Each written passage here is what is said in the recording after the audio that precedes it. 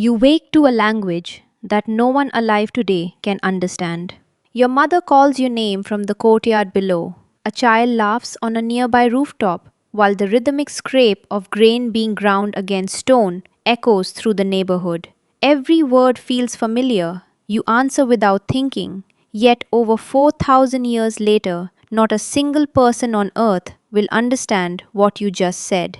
Your people write using strange symbols carved onto tiny seals and clay tablets. Archaeologists will one day uncover thousands of them across your cities. But despite decades of research, no one has managed to decipher your script. Your stories, your songs, even your name remain trapped in silence. But today, you're not thinking about history, you're thinking about breakfast. Warm sunlight pours into the open courtyard of your home. Thick baked brick walls keep the rooms cool despite the rising heat. Your younger brother is chasing a puppy around the courtyard, while your grandmother patiently grinds barley into flour. Your mother smiles as she pulls fresh bread from the clay oven. She pretends not to notice when you steal the first piece. Some things never change. Before breakfast, you're asked to fetch water. You splash your face first, watching the water disappear through a small hole in the floor. You don't even look down. Every house has a drain. Hidden beneath your feet, covered channels carry wastewater away from homes into a carefully planned drainage system running beneath the streets. Thousands of years later, engineers will still admire this remarkable network. Many cities built centuries after yours would never achieve sanitation on this level. History doesn't always move forward, sometimes it forgets. You step outside carrying a painted clay jar. The streets are already alive. A potter spins wet clay into elegant vessels. Nearby, a metalworker shapes glowing copper into tools, while another craftsman patiently drills tiny holes into bright red carnelian beads. Every bead takes hours to perfect, yet merchants happily pay for quality. As you walk, you notice something you've never questioned before. The streets are perfectly straight. Wide roads cross each other at right angles, dividing the city into neat blocks. Houses line the streets with surprising order, almost as if someone planned the entire city before laying the very first brick. To you, it's simply home. To future historians, it will become one of humanity's earliest examples of urban planning. You arrive at the neighborhood well, where several women are already sharing the latest news. One says traders have returned from Harappa with carts full of grain. Another claims ships are preparing to leave from Lothal, carrying beads, cotton cloth, shell ornaments, and ivory across the sea. A third jokes that her husband spent more on jewelry than food this month. Everyone laughs. No matter the century, some conversations never change. You lower your jar into the cool water. Your city has hundreds of wells, and some homes even have their own private ones. Clean water is never far away, something many future civilizations will struggle to provide. On your way home, your father passes with two oxen pulling a wooden cart loaded with wheat and barley. Beyond the city walls, fields stretch toward the horizon. Farmers grow wheat, barley, lentils, peas, sesame, mustard, and cotton. Some villages even cultivate rice and millets depending on the season. Your people understand that growing different crops throughout the year protects everyone if one harvest fails. They don't call it agricultural science, they simply call it experience. By the time you reach the marketplace, the city is buzzing. Bullock carts creak beneath heavy loads.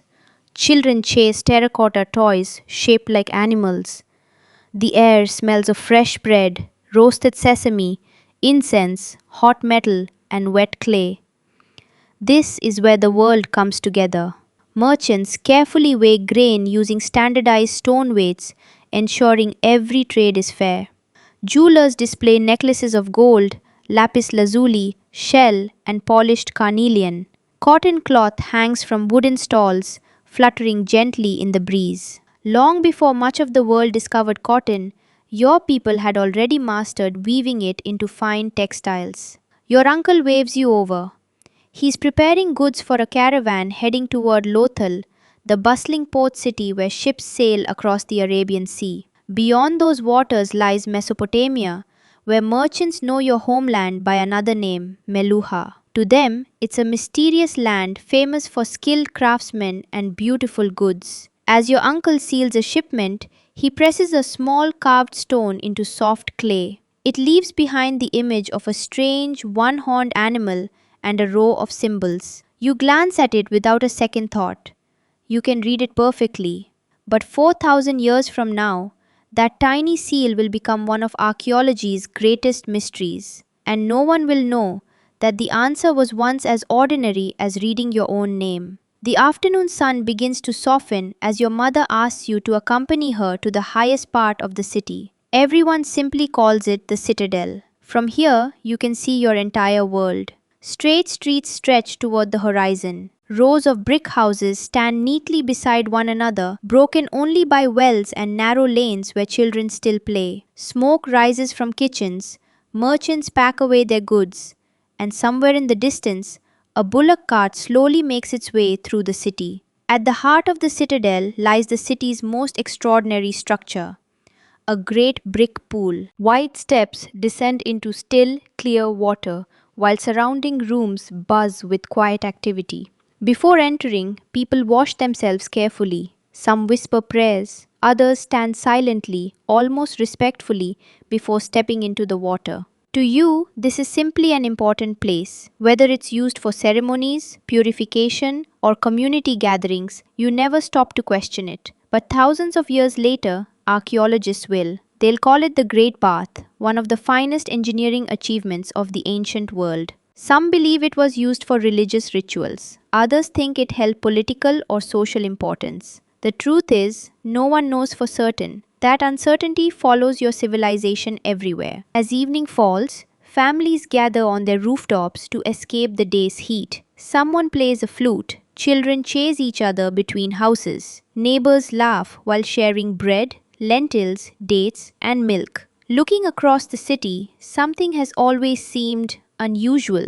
There are no giant palaces, no towering temples, no enormous statues of kings demanding to be remembered forever. If your city has rulers, they leave surprisingly little evidence behind. Perhaps respected elders govern, perhaps merchants hold power, perhaps priests guide important decisions, or perhaps historians simply haven't uncovered the answers yet. Sometimes, what archaeology doesn't find is just as fascinating as what it does. Years pass, the city still stands, but little by little, things begin to change. The rains arrive later than they once did. Some rivers no longer follow their old paths. Harvests become less reliable. Merchants visit less often. Families quietly leave in search of better farmland. No one says our civilization is ending because people living through history never realize they're making history. One morning, you leave your home for what will be the last time. You don't know it. No one does. Your house slowly fills with dust. The streets grow silent. The wells dry. The great bath empties. And your magnificent city disappears beneath the earth. For nearly 4,000 years, the world forgets you ever existed. Then, in the early 20th century, everything changes. Archaeologists Dayaram Sahni and Rakhaldas Banerjee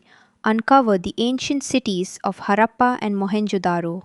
Soon after, John Marshall announces that an entirely unknown civilization, one as advanced as ancient Egypt and Mesopotamia, has been rediscovered. Since then, researchers like Jonathan Mark-Kenoyer, Gregory Possehl, Romila Thapar, R.S. Bisht, B.B. Lal, Vasant Shinde, and many others have spent decades piecing together your story. Excavations at Dholavira reveal astonishing water reservoirs. Research at Rakhigari provided valuable DNA evidence about the people who lived here. New climate studies suggest that changing rivers and weakening monsoons may have gradually transformed the civilization rather than destroying it overnight. Every new discovery answers one question and raises 10 more. Even today, archaeologists continue uncovering streets, homes, workshops, seals, jewelry, and forgotten cities buried beneath the soil. Somewhere below the earth, another inscription may still be waiting, another seal, another city, another clue. One discovery could change everything we think we know about your world. Until then, your civilization remains one of humanity's greatest mysteries, We can admire your engineering, we can study your cities, we can trace your trade routes, we can even analyze your DNA, but we still cannot read your words. Maybe one day someone will finally read the message you left behind, and maybe they'll finally learn your name. So let me ask you one question. If time travel were possible, would you spend a year living here, not as a ruler or a hero, but as an ordinary person in the Indus Valley Civilization? And after everything you've seen today, what do you think life was really like for the people who built one of the greatest civilizations the world almost forgot?